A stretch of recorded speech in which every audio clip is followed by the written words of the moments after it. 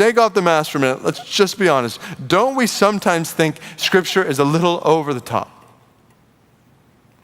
Think about Genesis 19. Remember when Lot and his wife are fleeing Sodom and Gomorrah? God says, don't look back. And what does Lot's wife do?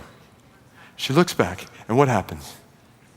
She, all of a sudden, just like that, turns into a pillar of salt. Gone. For a glance. All she did was glance. She's gone.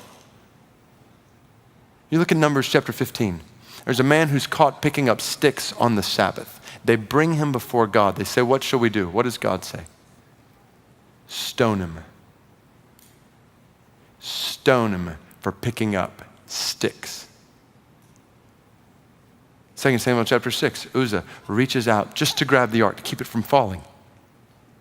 And as soon as he touches the ark, what happens to him?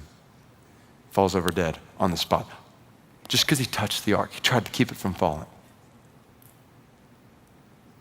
Story after story in the Old Testament like that. And some people think, well, that's just Old Testament, like God doesn't do that in the New Testament. Well, on the contrary, Acts chapter 5, Ananias and Sapphira, they're giving their offering in the church, they lie, and what happens?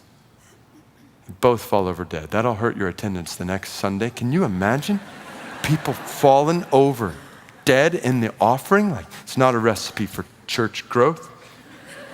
So let's just be honest. We read these stories. Don't we think, isn't God overdoing it here? Isn't this overly severe? I mean, yeah, they sinned. Get that. But is that the punishment they deserve? And that question is so key to understanding how we view sin. Because when we think that this kind of punishment is severe, even unjust or not right, we think that because we have a man-centered perspective of sin.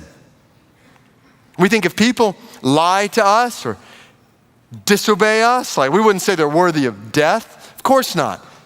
But this is the key. The key is not how severe the sin is. The key is the one who sinned against.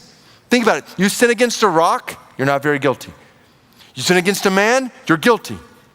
You sin against an infinitely holy God, you are infinitely guilty.